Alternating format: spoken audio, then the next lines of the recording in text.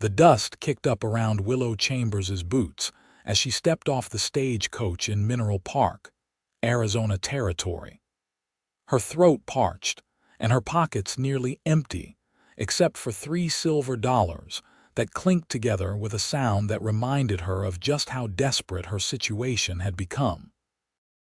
It was late September in 1882, and the mining town sprawled before her like a collection of wooden boxes someone had scattered across the desert floor. The buildings weathered gray by the relentless sun and occasional monsoon rains that swept through this corner of the territory. She had been traveling for 3 months, working odd jobs from town to town, trying to reach California where her aunt supposedly ran a boarding house in Sacramento. But her money kept running out faster than she could earn it, and now here she stood in another dusty settlement, hoping to find work that would fund the next leg of her journey. The main street stretched ahead of her, lined with establishments that catered to the miners who worked the surrounding hills. A mercantile, 2 saloons, a boarding house, a smithy, and at the far end a small church that looked like it had seen better days. The heat pressed down on everything, making the air shimmer above the packed earth road. Willow adjusted the worn carpet bag she carried, her only possession besides the faded blue dress she wore and a change of clothes folded carefully inside the bag. She was 22 years old and had been on her own since her parents died of fever back in Missouri the previous winter. The aunt in California was her only remaining family, a woman she had met only once as a child, but who had written back when Willow sent a desperate letter, saying she would welcome her niece if she could make the journey west. The boarding house seemed like the logical place to start asking about work, so Willow crossed the street, her boots leaving small prints in the dust that the wind immediately began to erase. The building was 2 stories tall, painted white once upon a time but now faded to the color of old bones. A sign hung above the door that read, "Mrs. Henderson's Boarding House Clean Rooms, Hot Meals." Willow pushed through the door into a front parlor that smelled of lye soap and cornbread. A woman in her 50s looked up from where she sat mending a shirt, her gray hair pulled back in a severe bun. "Help you, miss?" the woman asked, setting down her sewing and looking Willow up and down with the practiced eye of someone who had seen plenty of travelers pass through her establishment. "I am looking for work, madam," Willow said, keeping her voice steady despite the nervousness that fluttered in her chest. "I can cook, clean, mend clothes, anything you might need. I only need enough to continue my journey to California." Mrs. Henderson's expression softened slightly. "You and half the territory, dear. Times are hard. The mines are not producing like they used to, and folks are leaving faster than they are arriving. I barely have enough business to keep this place running without taking on help I cannot afford." Willow felt her hopes sink but refused to let it show on her face. "Is there anyone in town who might be hiring? Any work at all?" The older woman stood up, walked to the window, and looked out at the street. "The saloons always need girls, but I would not recommend that path to a decent young woman. Old Mr. Patterson at the mercantile might need help with inventory, though he usually waits until his nephew visits from Prescott. And then there is Nathaniel Sawyer." "Who is Nathaniel Sawyer?" Willow asked, moving closer. Mrs. Henderson turned back to face her, a thoughtful expression on her weathered face. "He owns a cattle ranch about 5 miles north of town. Been out there 3 years now since he came back from serving in the army. Keeps to himself mostly. Comes into town once a month for supplies. I heard through the church ladies that his housekeeper, old Mrs. Garcia, had to leave suddenly about 2 weeks ago. Her daughter down in Tucson had a difficult childbirth, and Mrs. Garcia went to help with the grandchildren. Far as I know, Nathaniel has been managing on his own since then, which cannot be easy running a ranch. Do you think he might hire me? Willow asked, feeling a flicker of hope return. Cannot say for certain. Like I said, he keeps to himself. Lost his whole family to cholera when he was young, grew up in an orphanage in Kansas before joining the army. He is not unfriendly, just quiet, but he is honest and pays fair, which is more than you can say for some men out here. Mrs. Henderson walked to a small desk in the corner and pulled out a piece of paper. I will draw you a map to his place. If you start now, you can make it before dark. Just follow the road north out of town until you see a cairn of rocks painted white on the eastern side. Turn there and follow that path another mile or so until you see his ranch house. Cannot miss it, only substantial dwelling in that direction. Willow took the paper gratefully. Thank you, madam. I truly appreciate your kindness. Take this too, Mrs. Henderson said, handing her a canteen from a hook by the door. It is a hot walk, and you will need water. Bring it back if things do not work out and you come back through town. With the canteen strapped across her body, and the map clutched in her hand, Willow set out north on the road that led out of Mineral Park.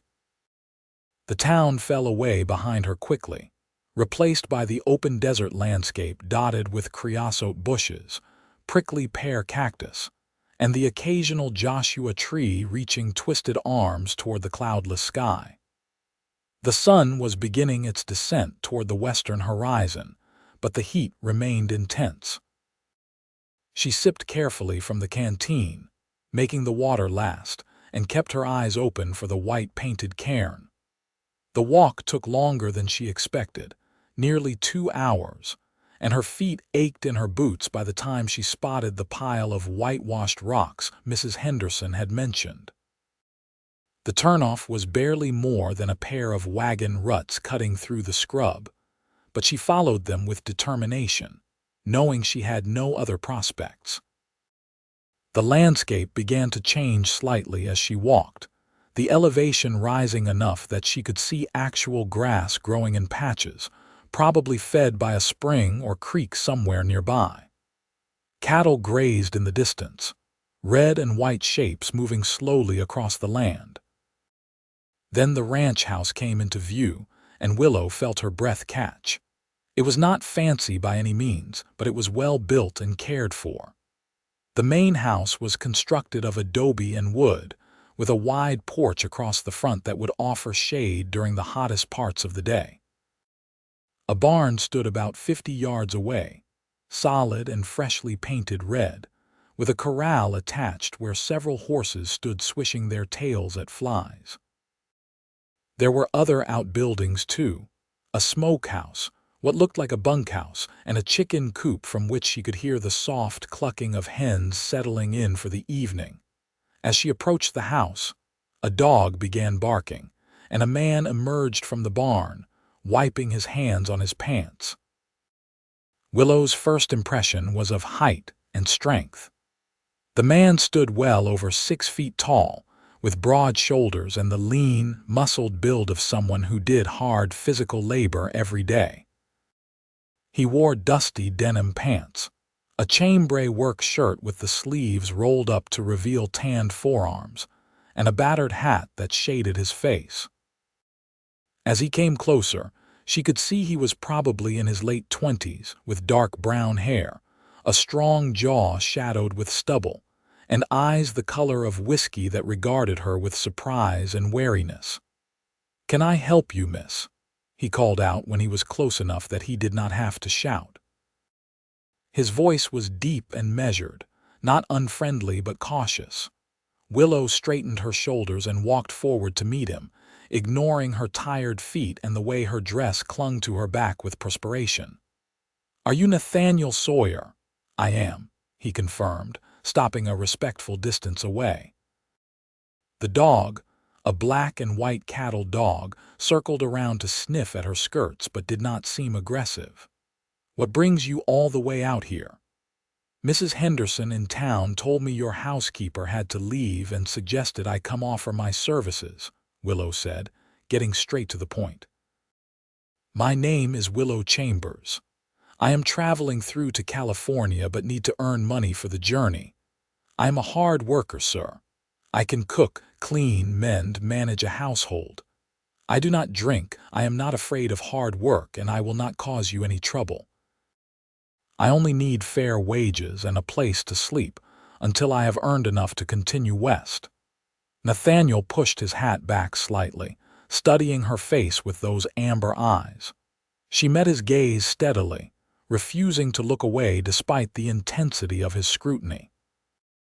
After a long moment, he said, "You walked all the way from town." "Yes, sir." "That is a good distance in this heat." He glanced toward the horizon where the sun was getting lower. "You have any references, anyone who can vouch for you?" Willow shook her head. "I have been traveling and working odd jobs since I left Missouri. The last steady position I had was in Santa Fe, working for a family named Rodriguez. They would speak well of me, but they are 200 miles from here, so I do not suppose that helps much." "Why are you traveling alone?" Nathaniel asked, and Willow heard genuine curiosity in his tone rather than judgment. "That is dangerous for a woman. My parents died last winter. My aunt in Sacramento offered me a home, but I have to get there first." She paused, then added, "I know it is dangerous, Mr. Sawyer. I have been careful, but I am also desperate, which is why I am standing on your property asking a stranger for work." Something shifted in Nathaniel's expression, a softening around his eyes that suggested her honesty had struck a chord. He looked away toward the house, then back at her. "I will be straight with you, Miss Chambers. I do need help. The house is a disaster. I have been eating burnt beans and jerky for 2 weeks, and I have mending piled up that I do not have time or skill to handle. But I live out here alone. The nearest neighbor is 3 miles away. If I hire you, there will be talk in town, people making assumptions about why a single woman is living on my ranch." "Let them talk," Willow said firmly. "I need honest work, and if you are offering it, I am not going to turn it down because of gossip."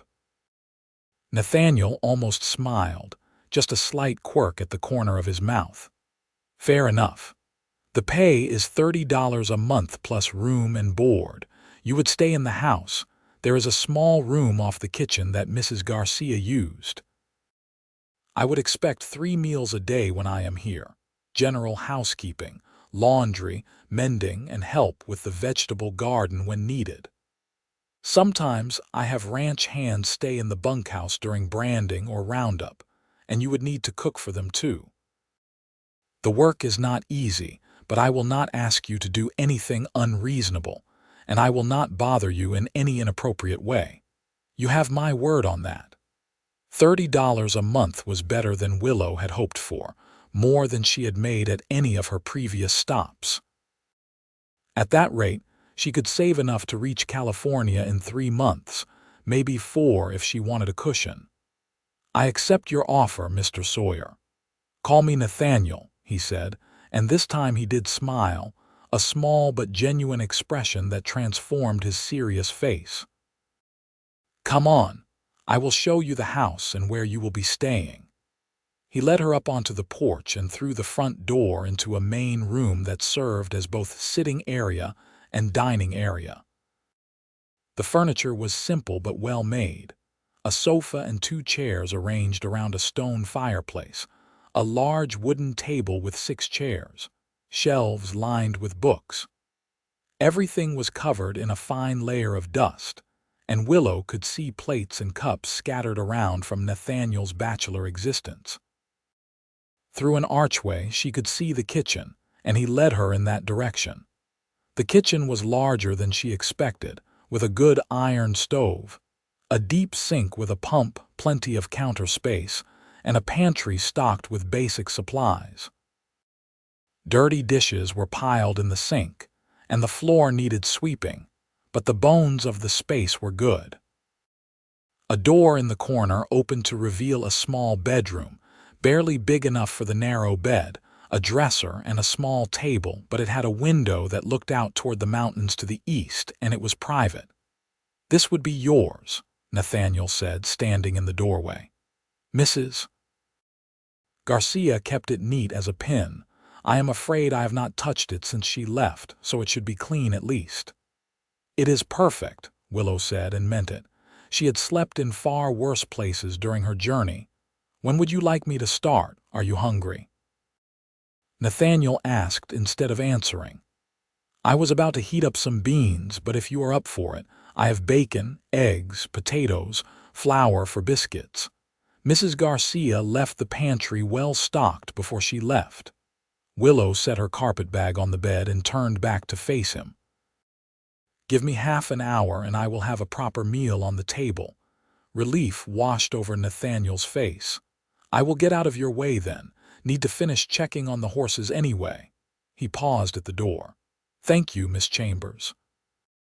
I know this is an unusual situation, but I am glad you made the walk out here." "Call me Willow," she said, echoing his earlier words. "And you are welcome." After he left, Willow stood in the kitchen for a moment, letting herself feel the relief and exhaustion that she had been holding at bay. She had a job. She had a place to sleep. She had a path forward to earning enough money to reach California. Saying a quick prayer of gratitude, she rolled up her sleeves and got to work. She started by pumping fresh water and heating it on the stove, then tackled the pile of dishes while the water for cooking came to a boil. The bacon sizzled in a pan while she peeled and diced potatoes, working with the efficient movements of someone who had cooked under worse conditions. She found lard and flour and salt in the pantry and mixed up a batch of biscuits, sliding them into the oven. By the time Nathaniel came back in, washing up at the pump outside, the kitchen smelled like a real home should, and the table was set with hot food. "Good Lord," Nathaniel said from the doorway, staring at the spread. "I forgot what real cooking smelled like." They sat down across from each other at the table, and for a few minutes there was only the sound of eating. Nathaniel put away food like a man who had been half-starved, going back for seconds and then thirds of the biscuits. Willow ate more modestly, but the hot meal after her long walk tasted better than anything she had eaten in weeks. "This is excellent," Nathaniel said finally, sitting back with a satisfied sigh. "If you cook like this every day, I am going to owe you more than $30 a month." "We agreed on 30, so 30 it is," Willow said, standing to clear the plates. "But I appreciate the compliment." Nathaniel helped her carry dishes to the sink despite her protests. "I will show you around the property tomorrow properly, introduce you to the stock, explain the routine. But for tonight, you must be exhausted. Feel free to turn in whenever you want." "I will clean up the kitchen first," Willow said. "But thank you." She expected him to leave her to it, but instead, Nathaniel picked up a towel and started drying the dishes as she washed them. They worked in companionable silence, and Willow found herself stealing glances at him. There was something solid and reassuring about his presence. The way he moved with quiet confidence. The way his hands handled the plates carefully despite their size, and the calluses she could see on his palms. He was handsome in a rough-hewn way, she realized, with strong features and those remarkable eyes that seemed to catch the lamplight. "Can I ask you something?" Nathaniel said as he hung the last plate on its hook. "Of course." "Why California? What is waiting for you there besides your aunt?" Willow paused, her hands still in the dishwater. "Honestly, I am not entirely sure. My aunt wrote that she has a good business, that she could use help running it, that there are opportunities in Sacramento for a woman willing to work. But mostly, it is just the idea of family again. Of having people who care whether I live or die. I have been alone since my parents passed, and that is a hard way to live." Nathaniel nodded slowly. "I understand that. I grew up in an orphanage after my folks died. That kind of loneliness, it stays with you." "Mrs. Henderson mentioned you were in the Army," Willow said, drying her hands on her apron. 6 years, cavalry. Saw action in the Indian campaigns, though I am not proud of some of what we did. When my service was up, I took my pay and bought this land. Figured raising cattle was better than fighting wars. He leaned against the counter, crossing his arms. Been here 3 years now. Built most of this place myself with help from some local men. It is not much yet, but it is mine. It is more than most people have, Willow said softly. You should be proud. They stood there in the kitchen, the lamplight casting warm shadows around them, and Willow felt something she had not felt in a long time. Safe. This man was a stranger, and she was alone with him miles from town, but her instincts told her Mrs. Henderson had been right in her assessment. Nathaniel Sawyer was honest and decent, the kind of man who kept his word. I will let you get some rest, Nathaniel said, pushing away from the counter. My room is upstairs if you need anything during the night, but that door has a lock if it would make you more comfortable. Thank you, Willow said. I will see you in the morning. She watched him leave, heard his boots on the stairs, then went to her small room and closed the door. She did not lock it. After changing into her nightgown, she lay on the bed and looked out the window at the stars that filled the desert sky, more stars than she had ever seen in her life.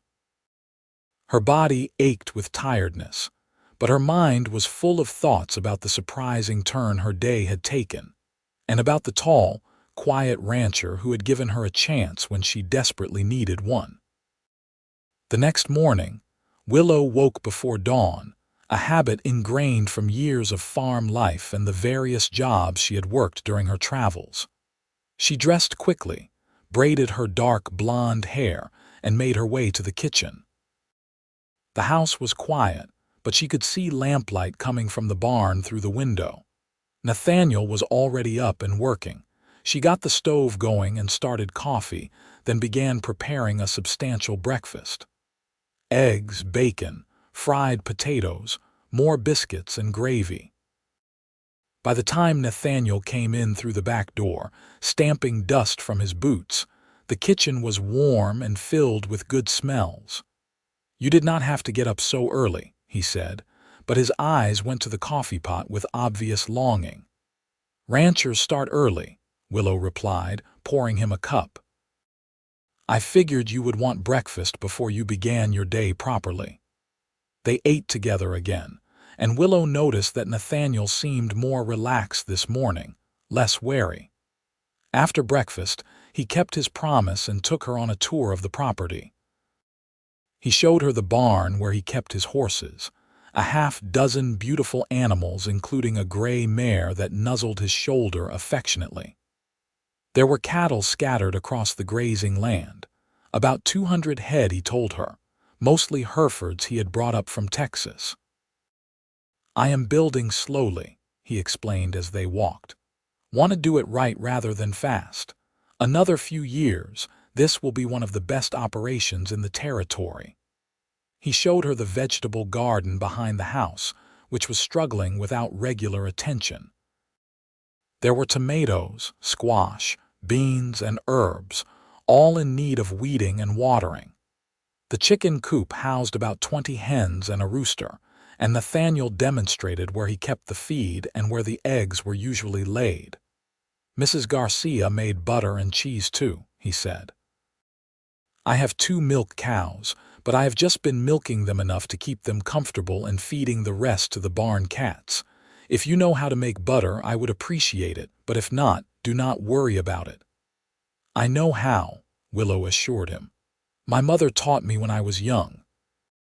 They walked back toward the house, and Nathaniel paused on the porch. I need to ride out and check the water sources today, make sure none of the cattle are getting stuck in the mud around the springs. I will be gone most of the day.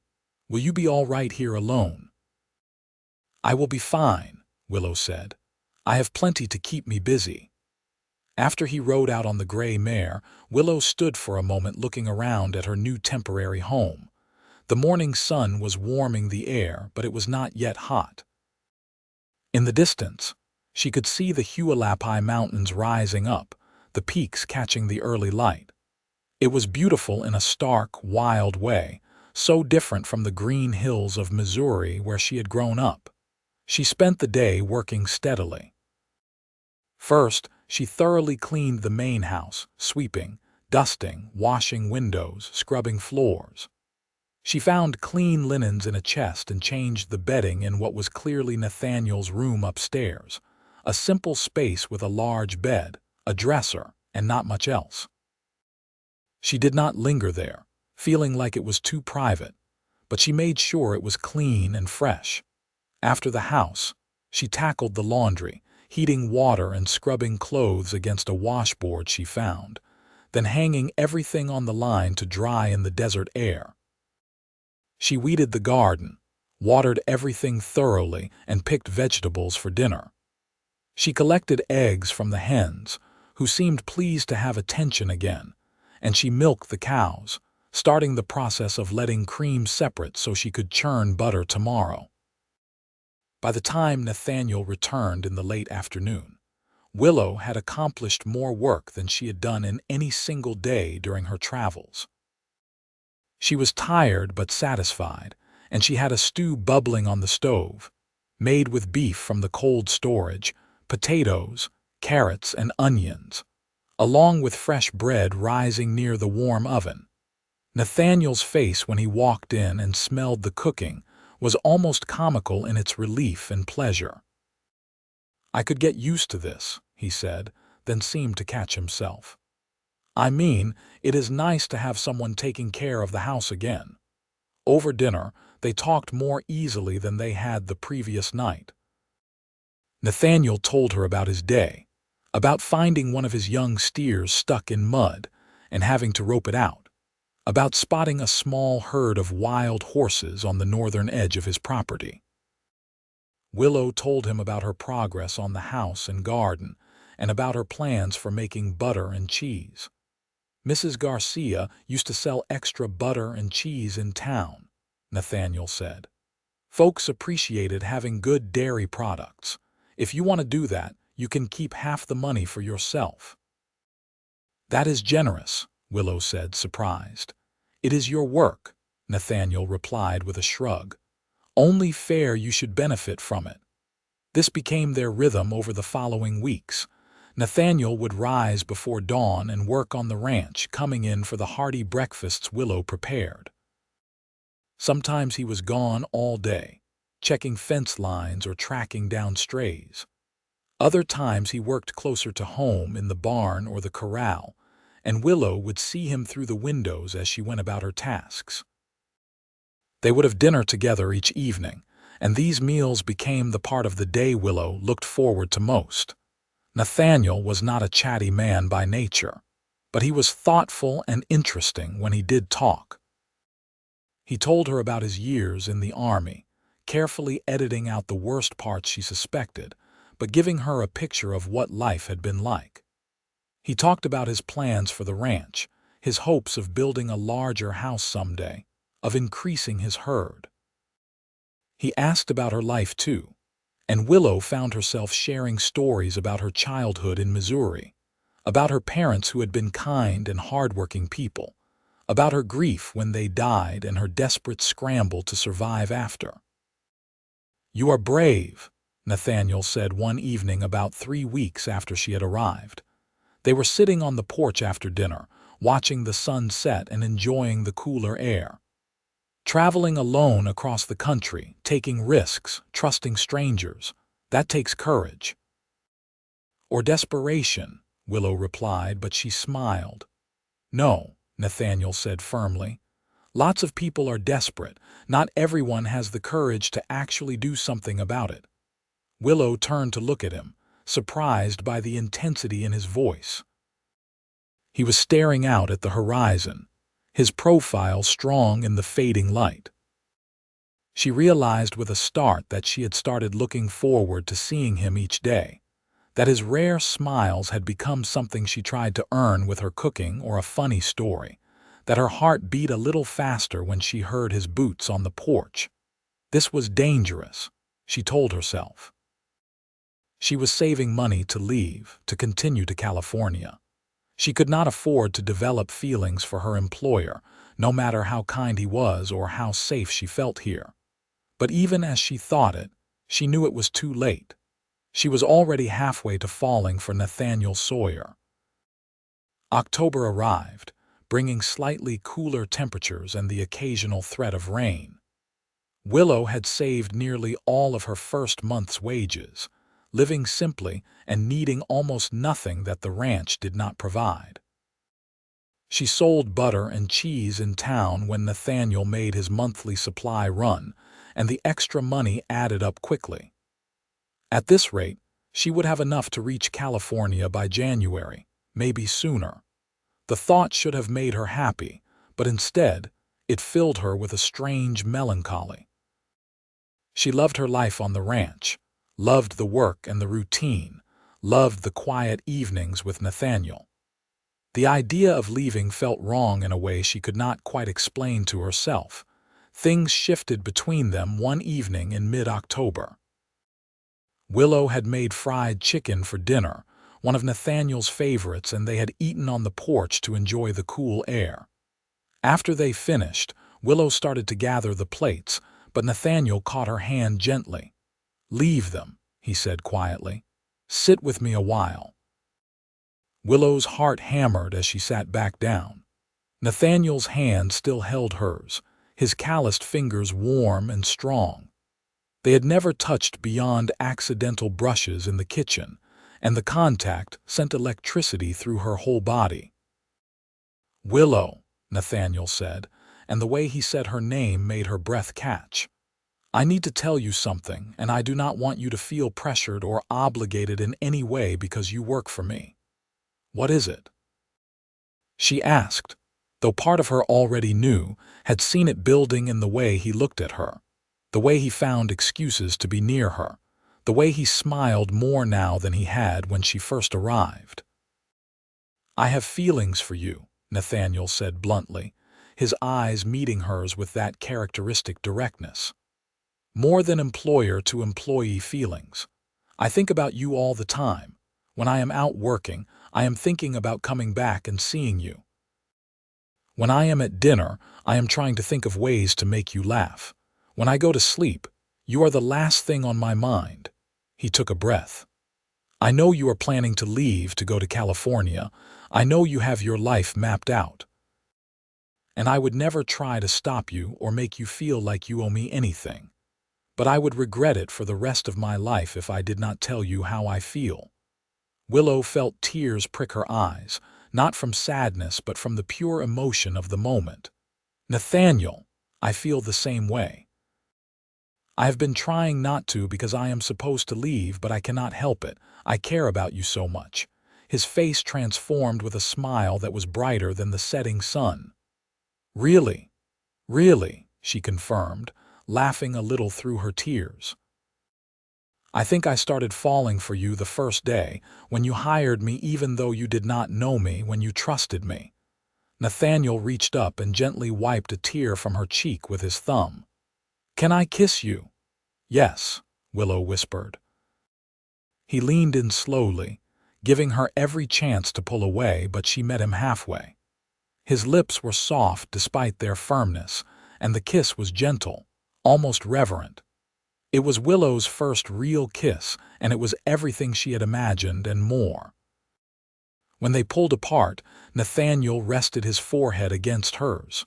"What do we do now?" he asked quietly. "I do not know," Willow admitted. "I still need to reach California to meet my aunt to see if there is a life for me there like she promised." "I understand," Nathaniel said, though she could hear the disappointment in his voice. "But maybe if it does not work out, or even if it does, you might consider coming back. To Arizona, I mean, to the ranch." "To you," Willow said, because that was what he really meant. "To me," he agreed. They sat together on the porch until the stars came out, holding hands and talking about everything and nothing. Willow felt like she was balanced on a knife's edge between two possible futures, and she did not know which way she would fall. The next few weeks were both wonderful and bittersweet. Nathaniel courted her properly, despite the fact that they were living under the same roof.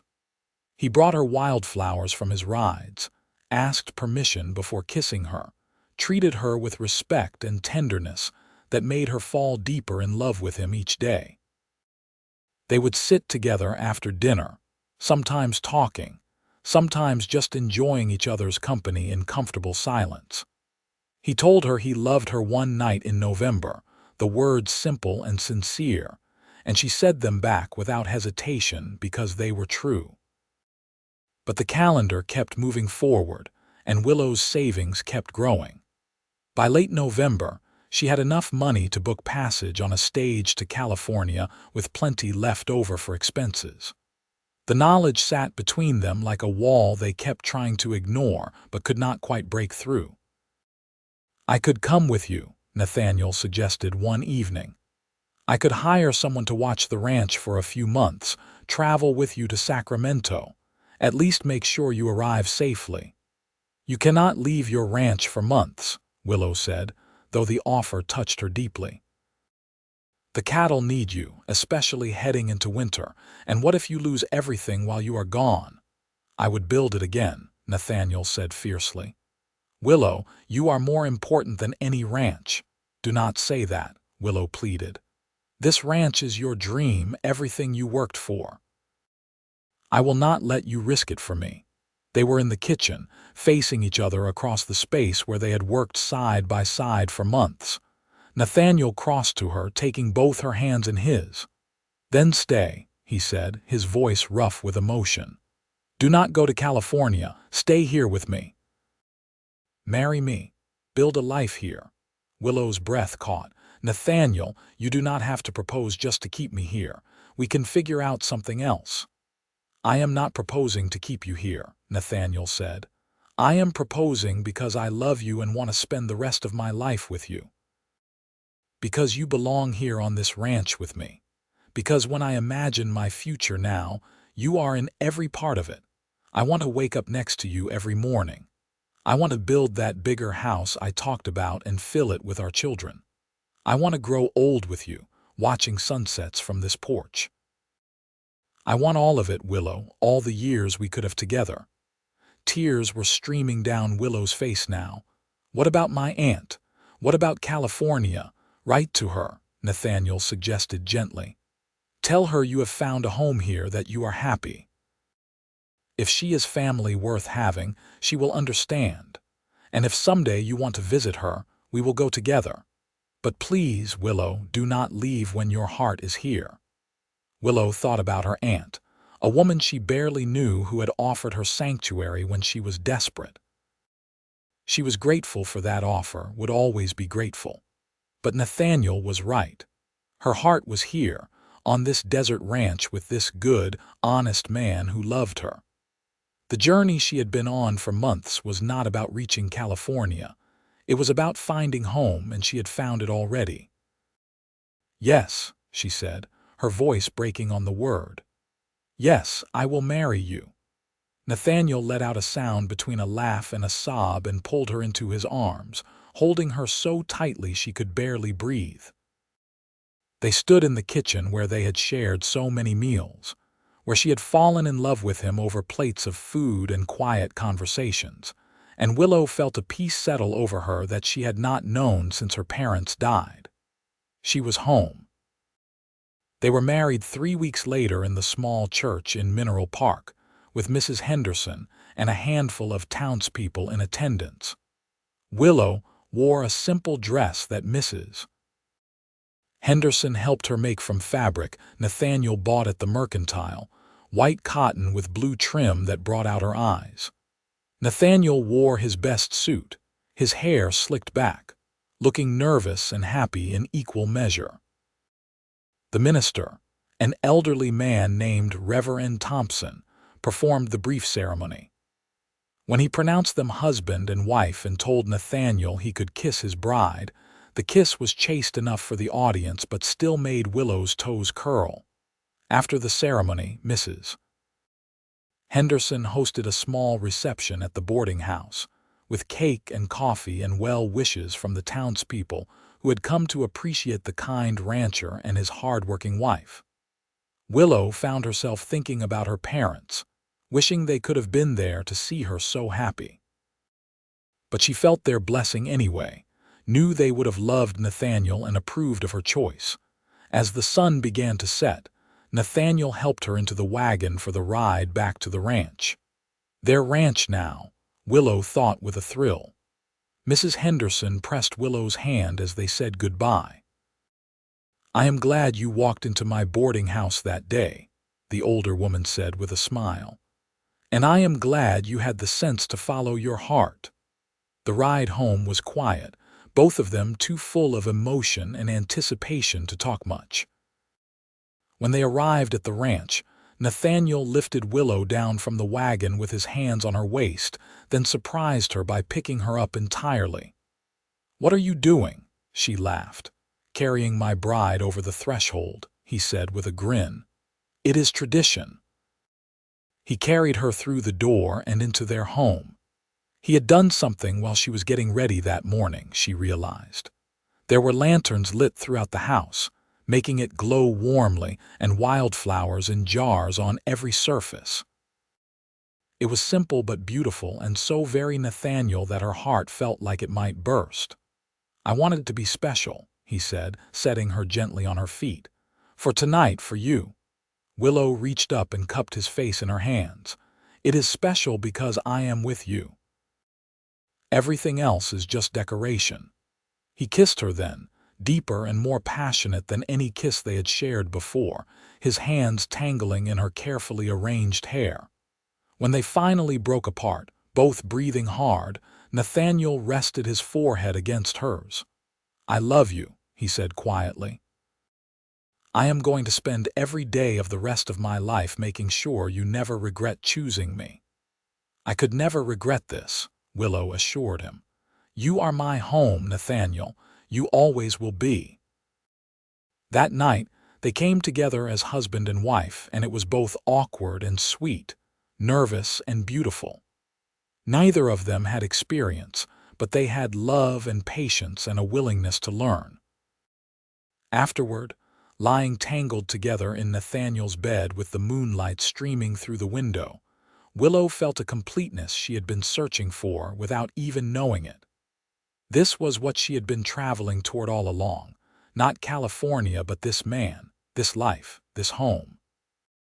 The winter months that followed were hard work, but deeply satisfying.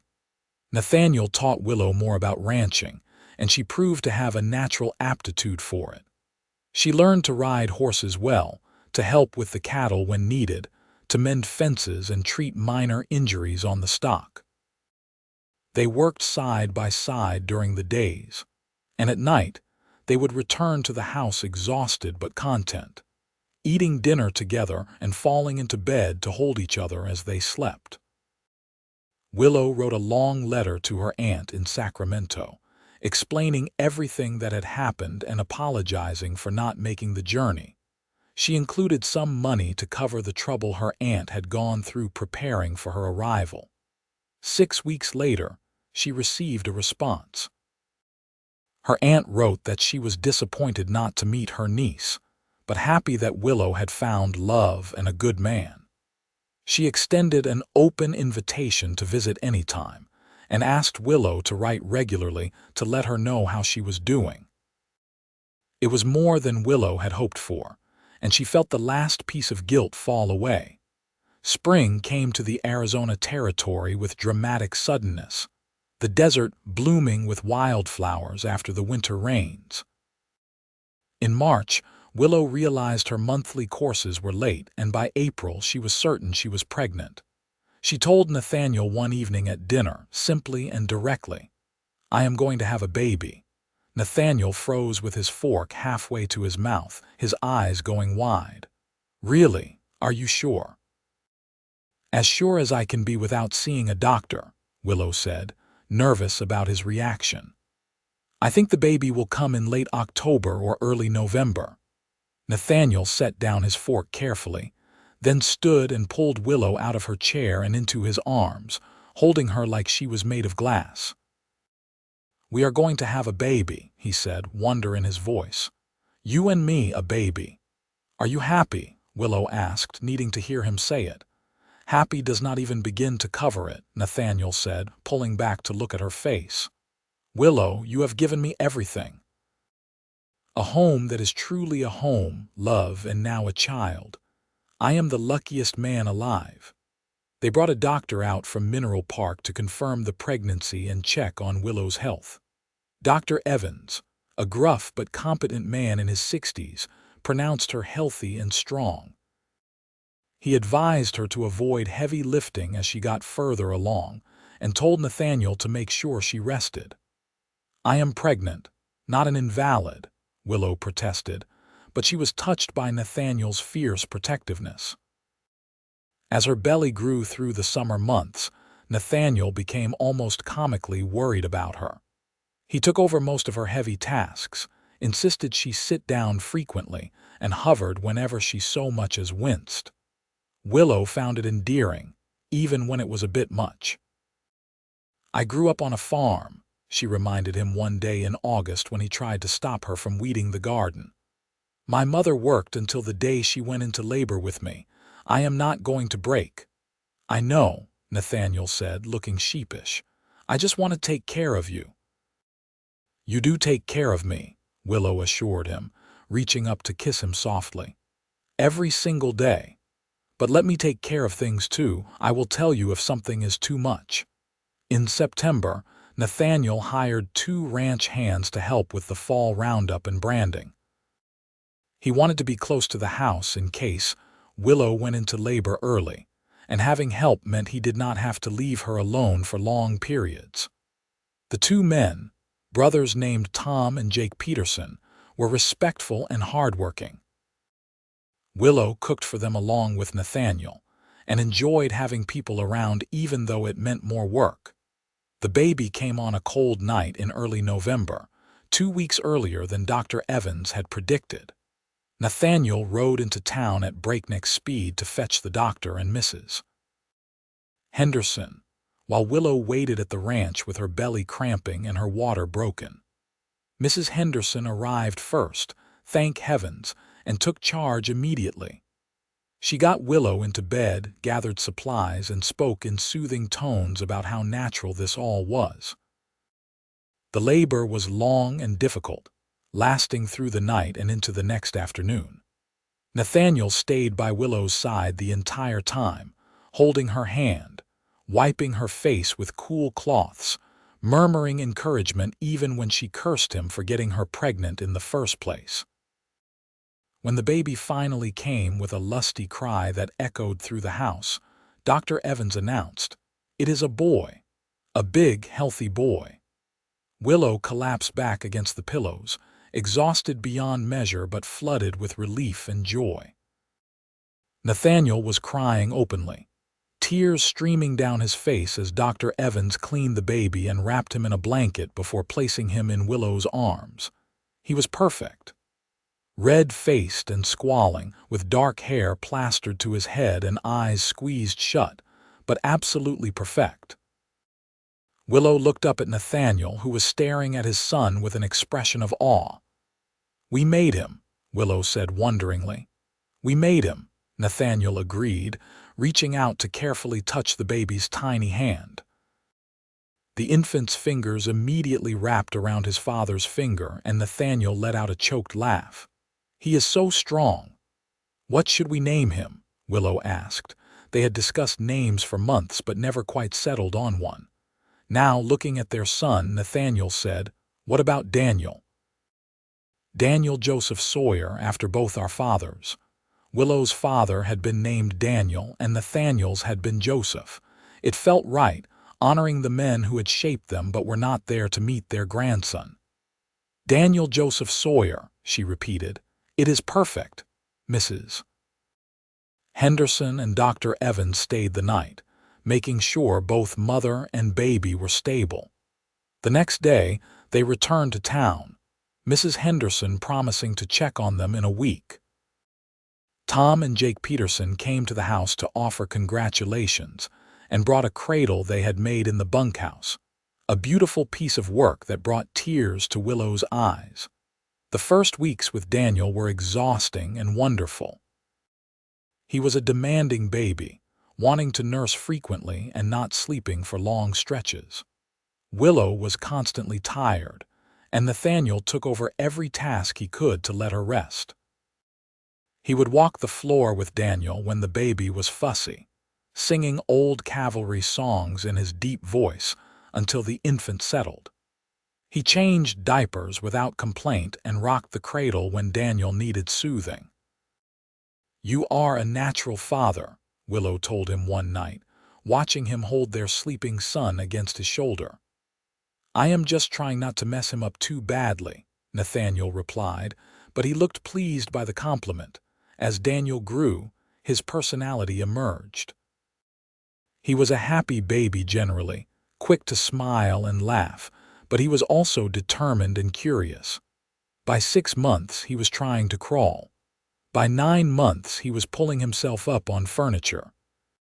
Nathaniel baby-proofed the house as best he could, but Daniel still managed to find trouble, grabbing at the dog's tail or trying to put everything in his mouth. Through it all, Willow and Nathaniel's love for each other only deepened. They were partners in every sense, working together to build their ranch and raise their son. The ranch prospered under their joint care. Nathaniel expanded the herd, and Willow's butter and cheese became famous throughout the region, bringing in steady extra income.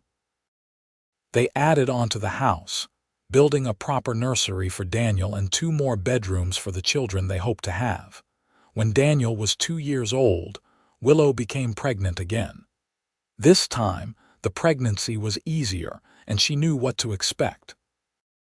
Their daughter, Emma Grace Sawyer, was born on a warm June evening in 1885, arriving so quickly that Dr. Evans almost did not make it in time.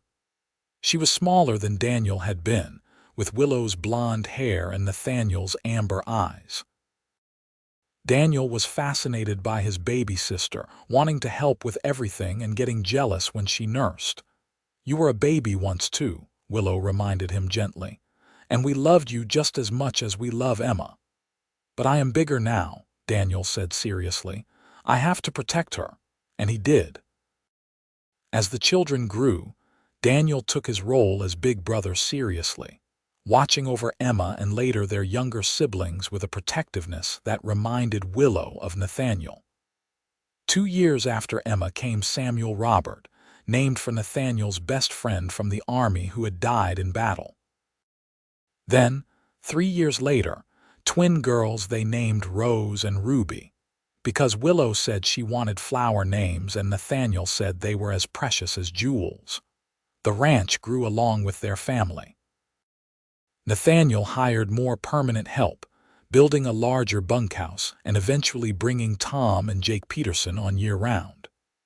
The Sawyer Ranch became known throughout the territory as a well-run operation with good stock and honest dealings.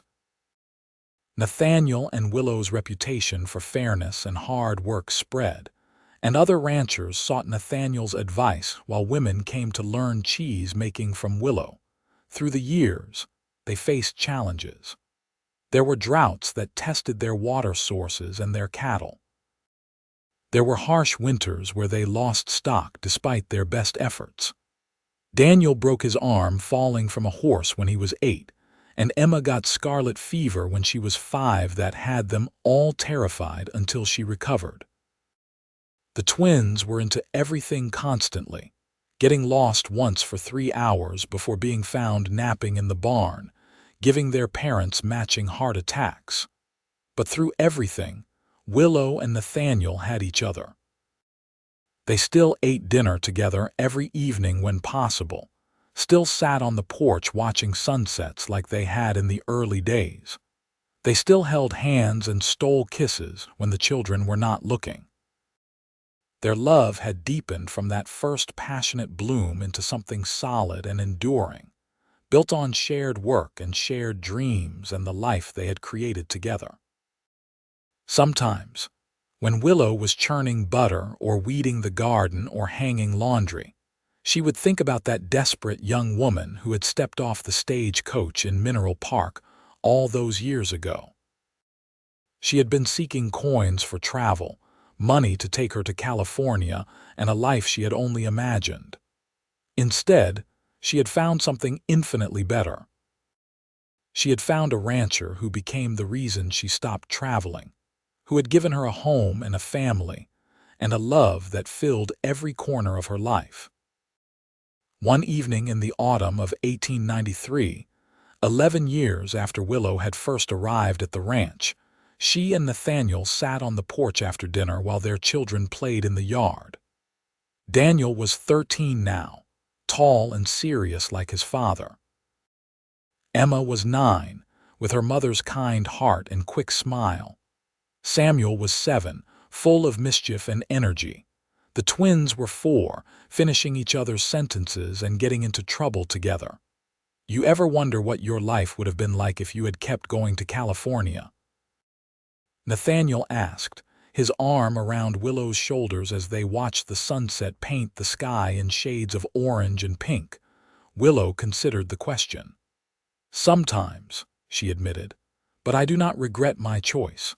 I found exactly what I was looking for, even though I did not know it at the time." "What were you looking for?" Nathaniel asked, even though he probably knew the answer. "Home," Willow said simply. "Family, love, purpose. Everything that makes life worth living. I found it all here with you." Nathaniel kissed the top of her head. "I was barely living before you arrived. Just existing, working, going through the motions. You brought this place to life. You brought me to life." They sat together in comfortable silence, watching their children play as the day faded into evening.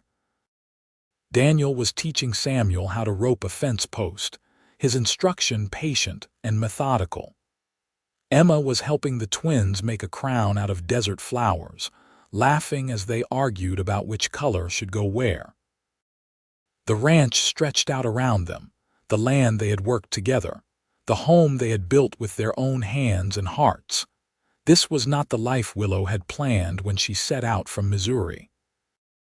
It was better than anything she could have planned, richer and fuller than any dream she had dared to dream. She had arrived seeking coins for travel, desperate and alone and uncertain of her future. She had found a rancher who became her husband, her partner, her best friend, the reason she stopped traveling and started living, and she would not have changed a single moment of it.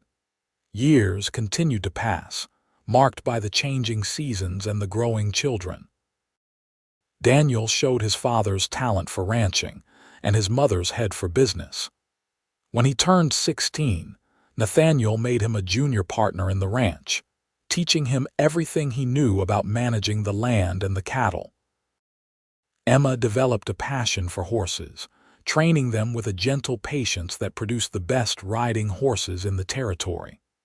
She started a small business buying young horses, training them, and selling them at a profit. Samuel, despite his mischievous childhood, grew into a thoughtful young man interested in the new agricultural techniques being developed. He corresponded with the agricultural college in Tucson and implemented new ideas on the ranch, improving their crop yields and cattle health. The twins, Rose and Ruby, remained inseparable.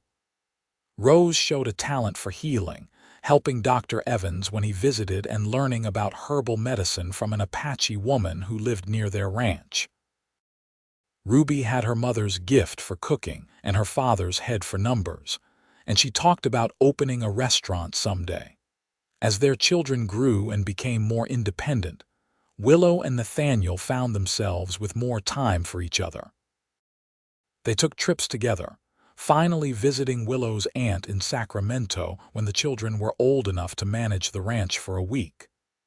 The aunt, now elderly but still sharp, was delighted to finally meet her niece and liked Nathaniel immediately.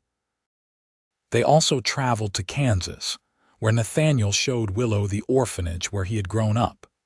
It was a difficult visit, bringing up old memories, but Willow was glad he had shared that part of his past with her.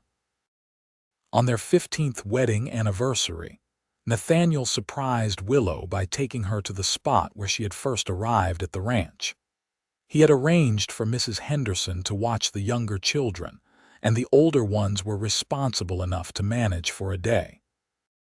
They rode out on horses, Nathaniel leading them to a small rise that overlooked the ranch house and the land beyond. "I wanted to bring you here," Nathaniel said, helping her down from her horse. "To where I first saw you, walking up the road with your carpetbag, looking determined and scared and beautiful."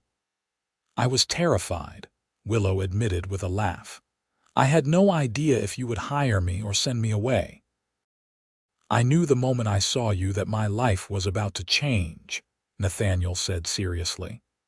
"I did not know how, but I felt it. Something in my gut told me you were important, that I needed to say yes to whatever you were going to ask." He reached into his pocket and pulled out a small box. Inside was a delicate gold necklace with a pendant shaped like a compass. "I wanted to give you this," he said, fastening it around her neck. "Because you were traveling, trying to find your way, and somehow you found me. You became my true north, Willow. Everything good in my life comes from the day you walked onto this ranch." Willow touched the compass, tears filling her eyes.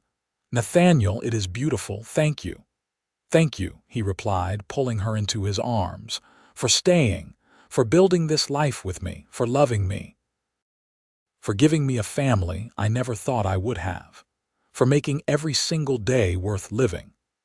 They kissed on that rise overlooking their land, the same passion they had always felt for each other still burning strong after 15 years of marriage. When they pulled apart, they stood together looking out at what they had built, and Willow felt a deep satisfaction in her soul.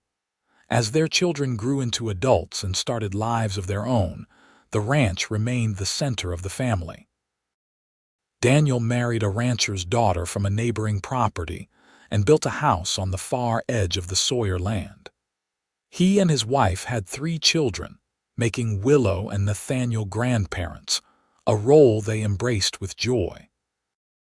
Emma married one of the ranch hands, a good man who treated her like a queen, and they took over managing the horse breeding program. Samuel went away to the agricultural college for 2 years but came back with his degree and new ideas, plus a wife he had met in Tucson. The twins took longer to settle down, but eventually Rose married Dr. Evans's nephew, who took over the practice, and Ruby did open her restaurant in Mineral Park, which became the most popular dining establishment in town. Willow and Nathaniel found themselves presiding over a growing family dynasty.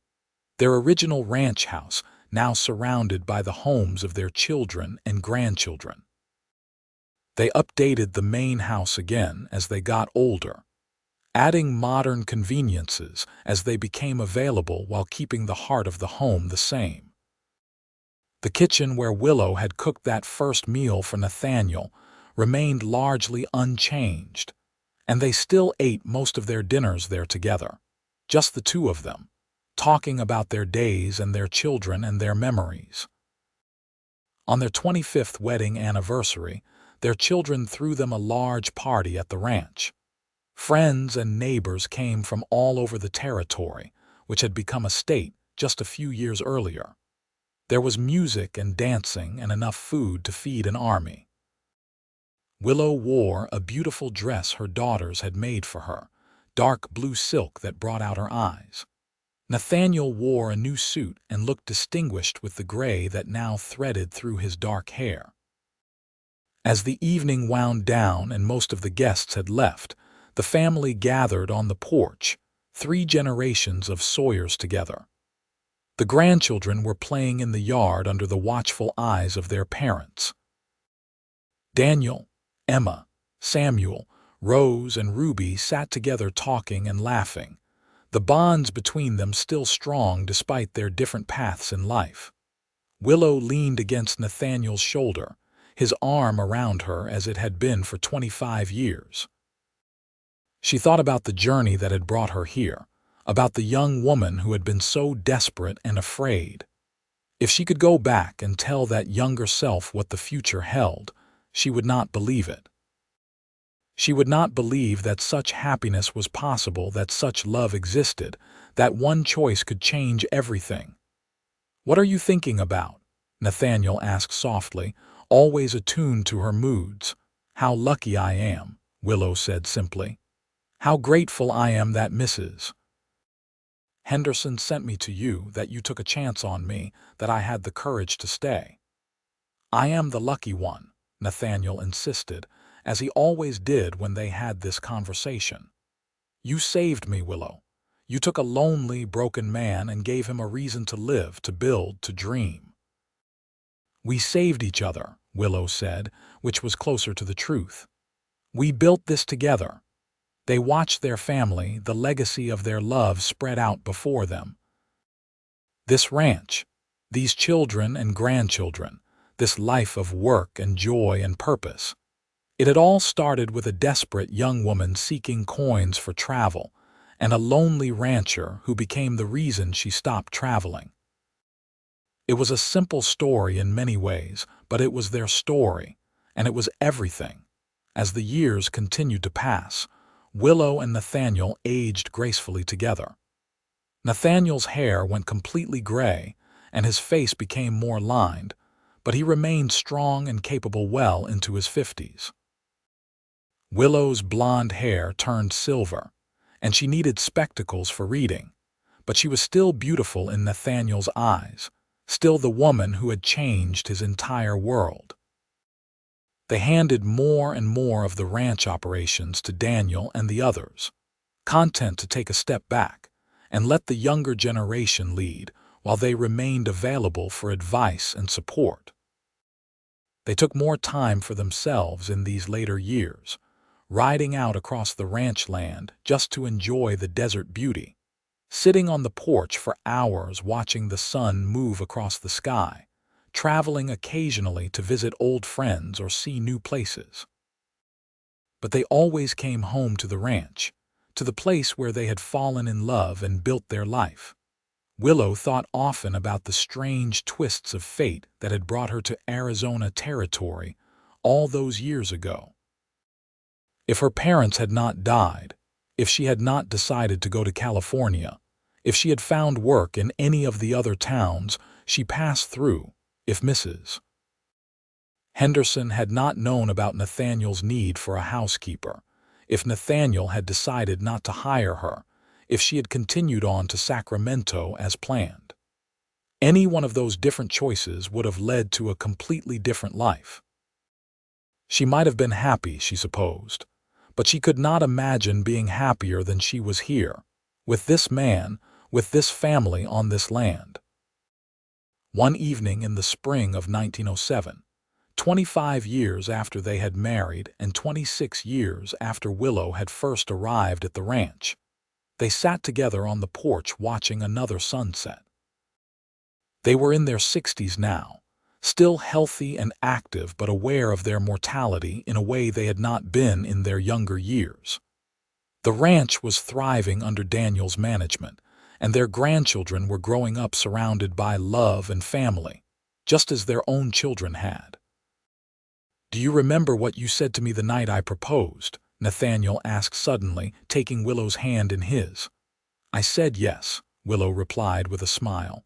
"Before that," Nathaniel clarified, "you said I was your home, that I always would be." "I remember," Willow said softly. "And it is still true. You are my home, Nathaniel. You always have been." "You are mine too," Nathaniel said, lifting her hand to kiss it gently. "My home, my heart, my everything. I want you to know that every single day with you has been a gift.